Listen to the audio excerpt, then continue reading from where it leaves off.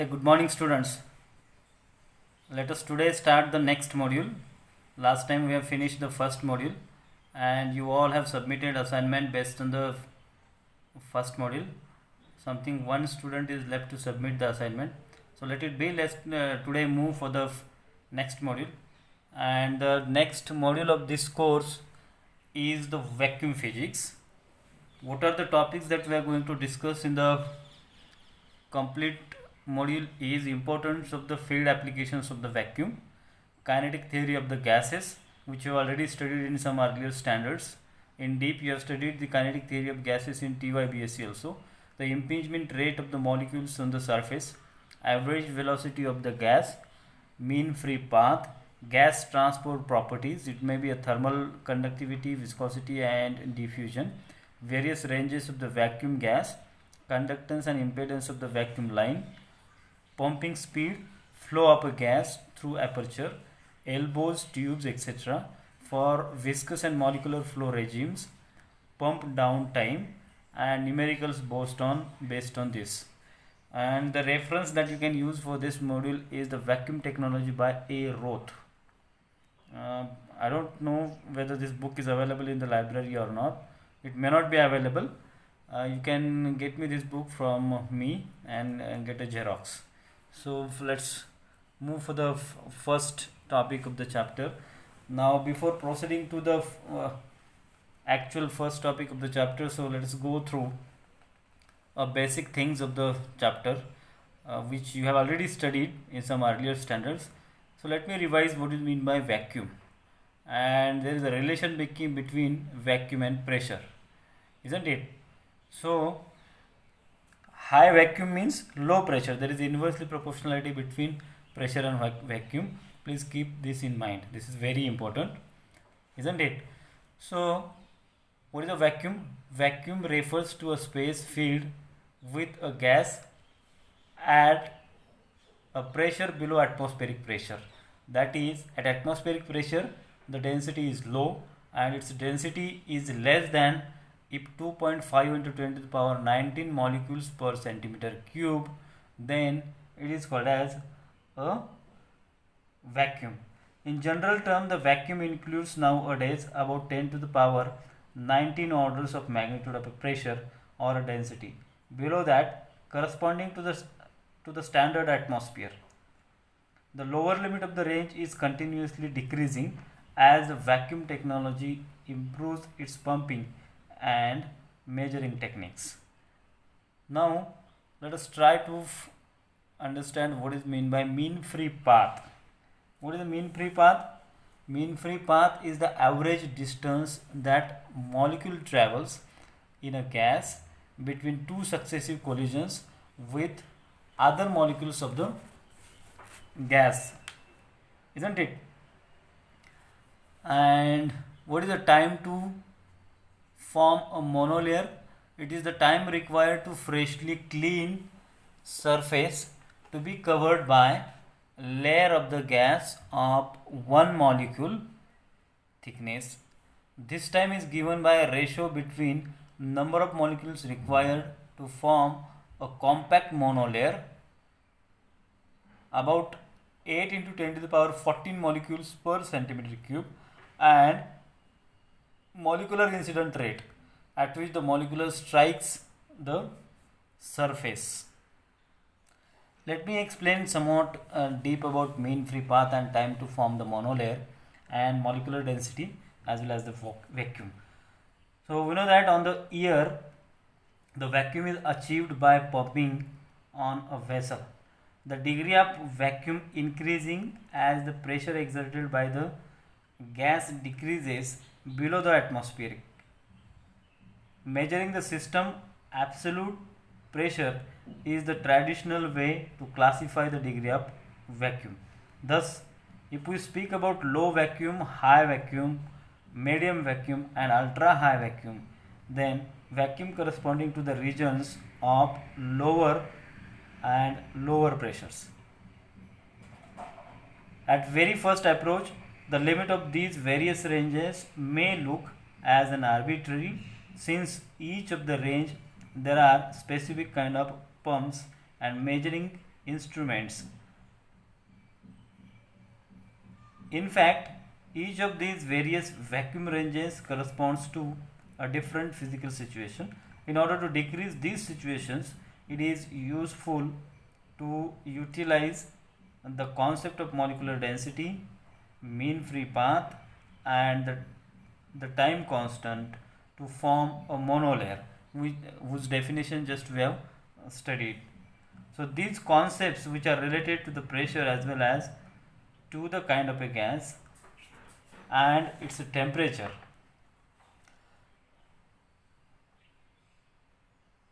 So let's go for the next definition. What is a low and medium vacuum and high vacuum? So low and medium vacuum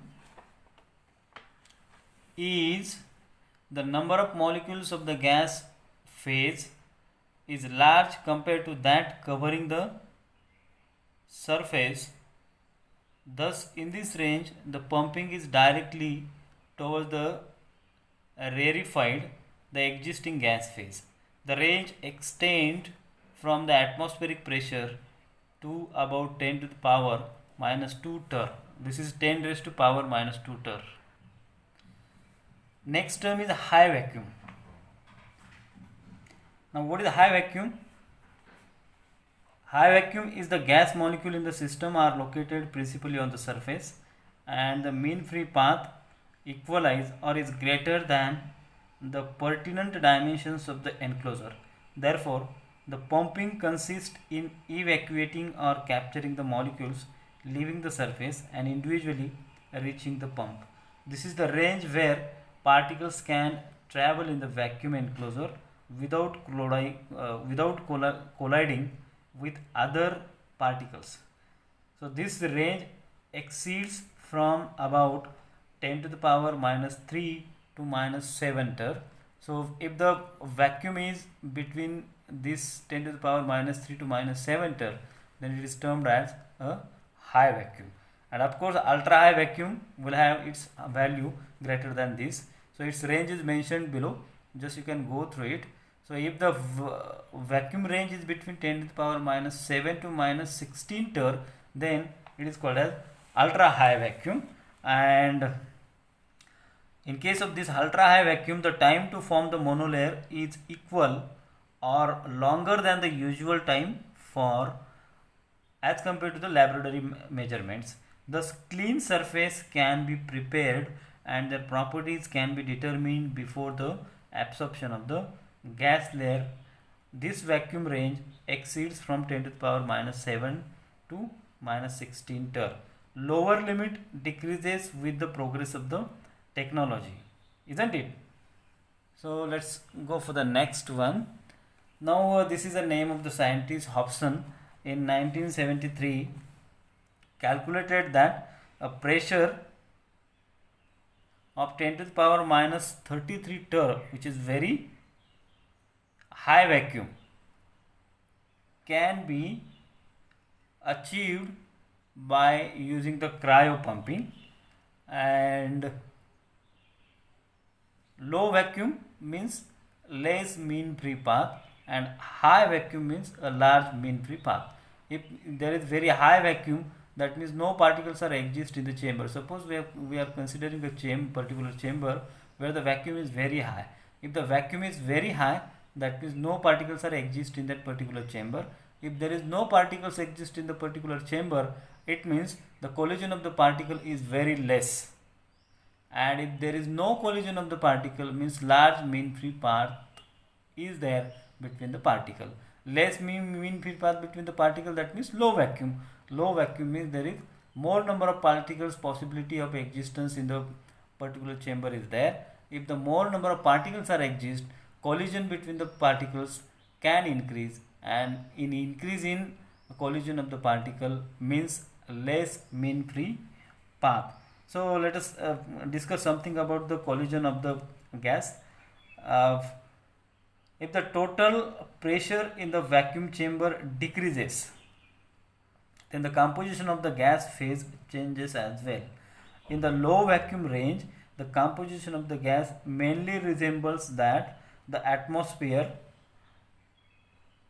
In the high vacuum range, the composition changes continuously towards one which contains 70 to 90% water vapors. The water molecules can from the surface. As the pumping is continued and heating is applied, then carbon monoxide content increases. In the ultra high vacuum range, hydrogen is the dominant component, coming mostly from the bulk of the material, isn't it? So vacuum on the earth,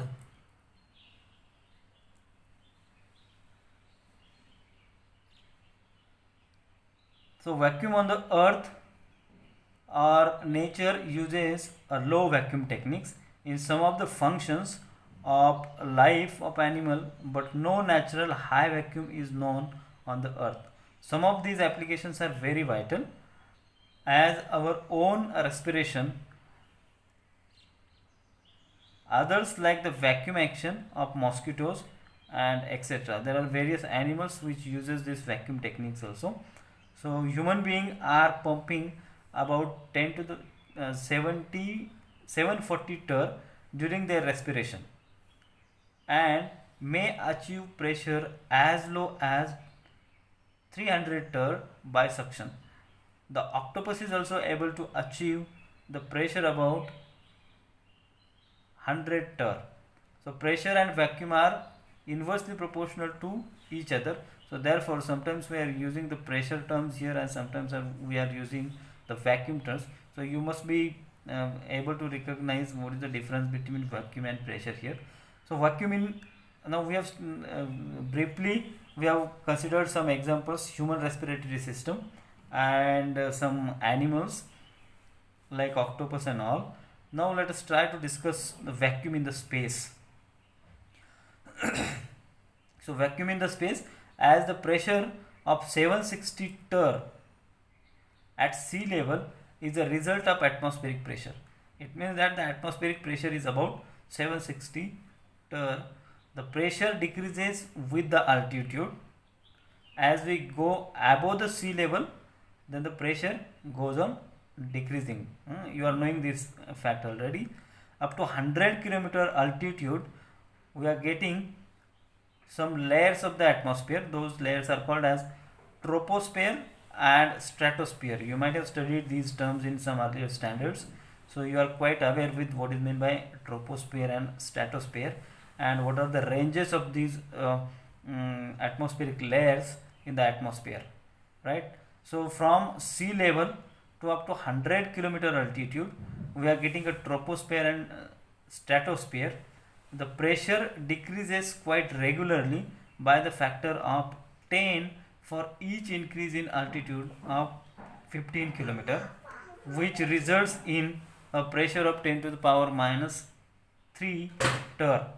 At about 90 kilometer altitude, at higher altitude, high vacuum exists. The ionosphere, which has a range about 100 to 400 kilometer, contains a large number of ionized atoms and its pressure decreases only by the factor of 10 every 100 to 200 kilometer. So this decrease results in pressure of about 10 to the power minus 10 tur at an altitude of 1000 kilometer. According to the above ranges, the 400 kilometer ultra high vacuum condition exists. Above this altitude, the pressure decreases at an even slower rate. Thus, at 10,000 km, a pressure about 10 to the power minus 13 tur exists. Since the average spacecraft travels at the velocity considerably in excess of that of the average range of the gas molecule, the pressure measured on spacecraft are actually determined by the spacecraft velocity and the gas particle concentration. Thus, the high altitude atmosphere is expressed in concentration of the density, or I can say this this is expressed in terms of density units. The gas molecule concentration, or I can say the density of the gas molecule, is estimated to fall in the shaded area since the density varies with the time of the day and the amount of the solar activity. At the altitude about 200 km, the atmosphere is essentially air between 200 to 1000 km. The gas is principally atomic nitrogen and oxygen, which may be largely ionized at the period of the solar maxima. There is some evidence of an appreciable amount of helium at about 700 to 1000 km altitude. Above an altitude of 1500 km, 1500 km, the gas consists of neutral atomic nitrogen, protons and electrons.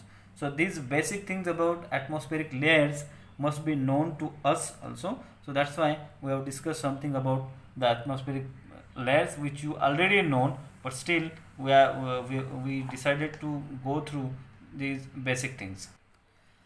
Now let us move for the next topic of the module, that is applications of vacuum techniques, or applications of vacuum technology, I can say.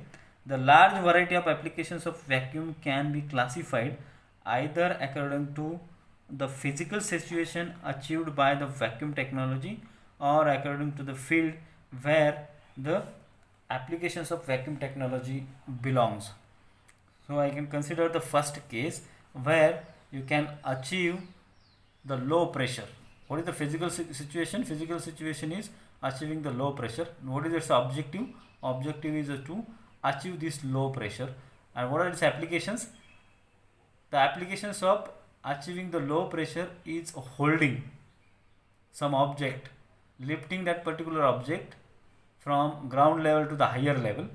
And then in case of transportation, pneumatic cleaners and filtering techniques are used, right?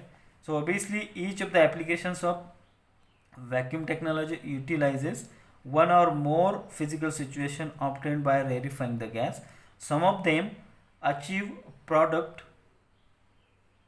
or facilities in which the vacuum exists during all their life, isn't it? So I can say lamps, tubes, accelerators, etc. can be used for vacuum technology as a step in the production. The final product being used in atmospheric condition, like vacuum coating, drying, impingement, etc. According to the physical situations created by the vacuum, the various applications may be measured. The pressure difference achieved by evacuating the vessel can be realized. Forces on the walls up to 1 km per centimeter square. The forces are used for holding or lifting the solids, for a transport of the solid or liquids, and for forming the object, or I can say to change the shape of the object. You can use the low vacuum technique also.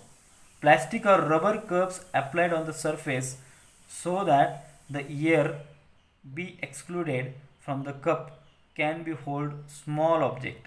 The same principle is used to fasten tools to work.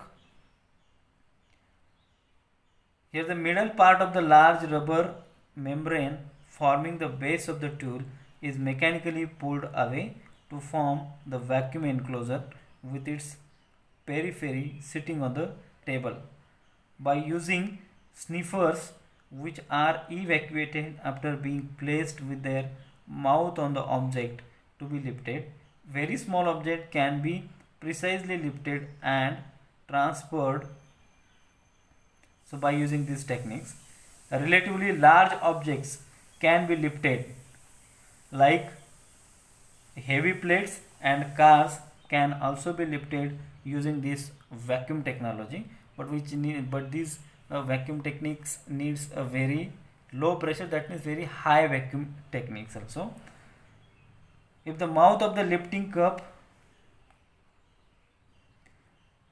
is large, up to 5 to 7 tons can be lifted with a mouth of 1 meter per. Mouth means not human mouth here, the area where you are applying the vacuum. The vacuum cleaner is the simplest example of widely used vacuum transport system which nowadays people are using in their daily to daily life. So vacuum cleaners are usually able to achieve pressure of about 600 torr. Thus, to suck object of 10 of grams per centimeter square, vacuum transport system for grain and powders are based on features similar to the vacuum cleaner. Similarly, the pneumatic transport system connecting post office in various cities like in London and Paris are examples of very large vacuum transport facilities. Uh, Hope I think you have understood these things related to the low vacuum and high molecular density. So high molecular density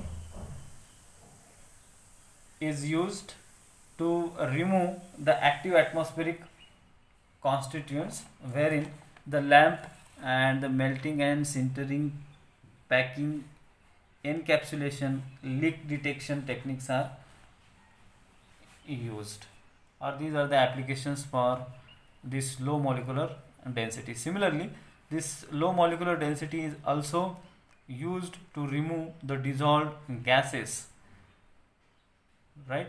And the application of this is drying, dehydration, concentration, freeze drying, etc.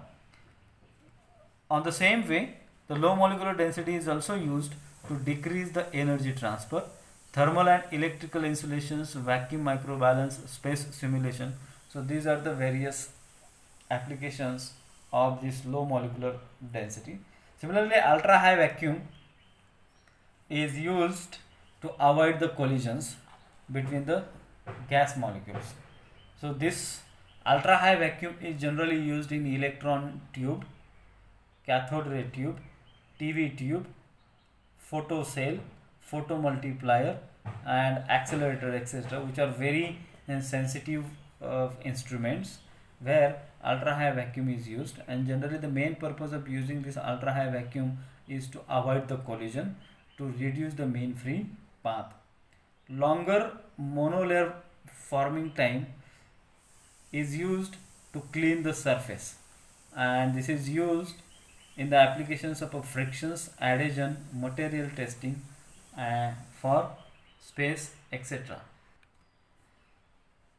Now see, the vacuum is commonly used in laboratories and chemical industries to accelerate the filtering speeds, but it is more interesting to mention that the pneumatic trains are also working on these principles.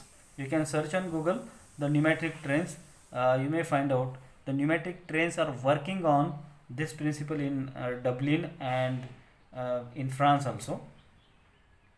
I don't know whether presently these kind of trains are working there or not, but now it may happen that nowadays those kind of trains are not there, but in past the trains which are based on pneumatic are working over there.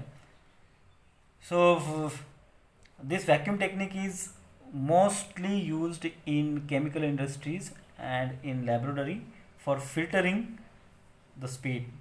The pressure difference obtained by evacuation is used in the vacuum forming. It is called as molding of the plastic.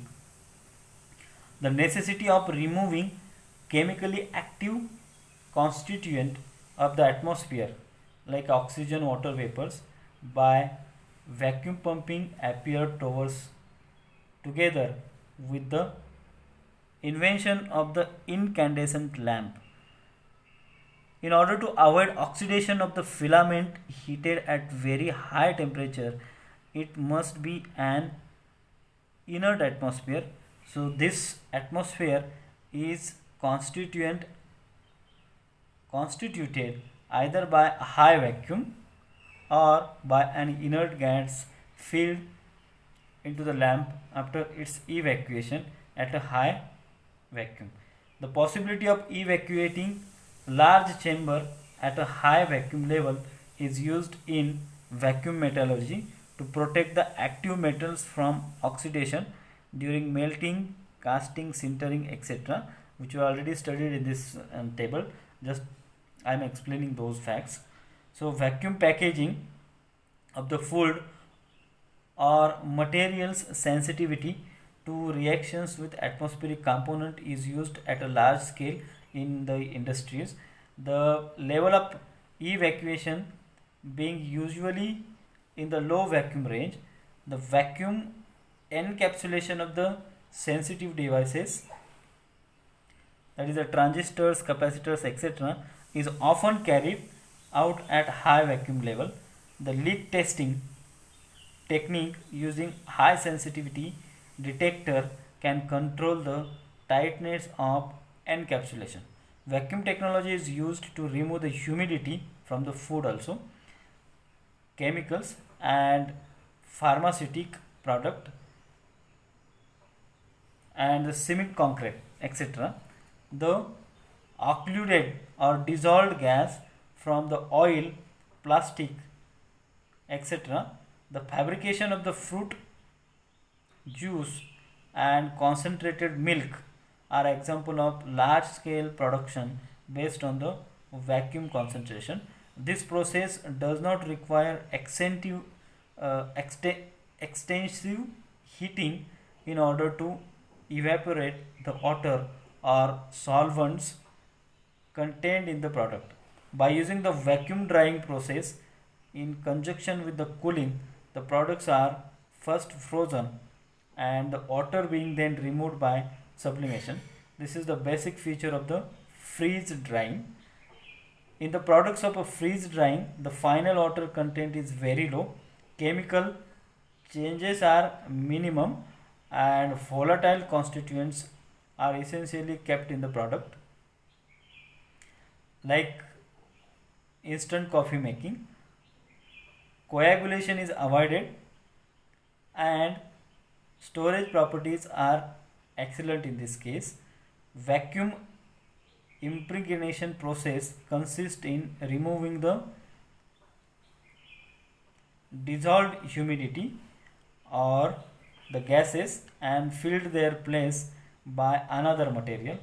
Although the commonly known impregnation process are those used to improve the dielectric properties of insulation, like in motor windings and capacitors and cables. The vacuum impregnation technique are also used to increase the strength or to decrease the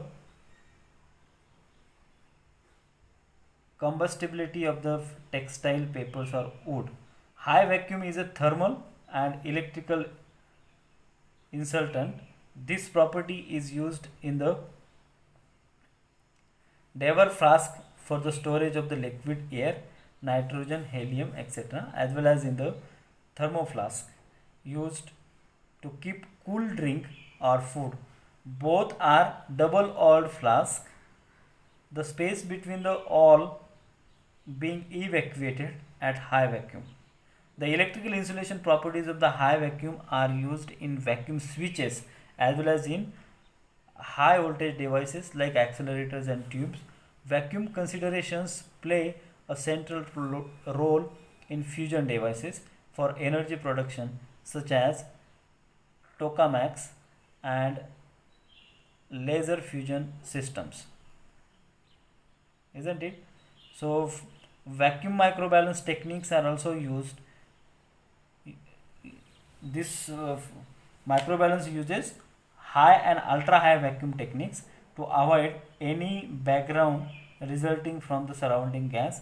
The large mean free path existing in high vacuum is used to avoid the collision between the molecules, electrons, ions in electron tube, photocell, cathode ray, and tubes, X-ray tubes, accelerators, and mass spectrometers, electron microscopes, etc.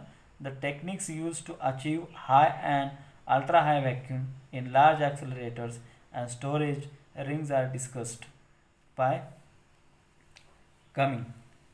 The same property is used in vacuum coating plants also, where the coating material evaporated from its source reaches the substrate being coated by traveling in straight line without collision. In this way, the thin films are deposited from a large number of optical from a large number of straight line without collision.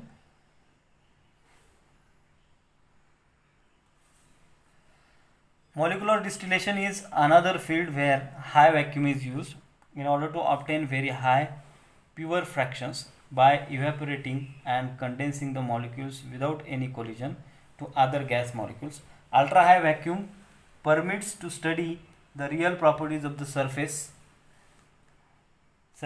like friction, adhesion, emission, etc. Since at this low pressure the times of formation of the monolayers are sufficiently long.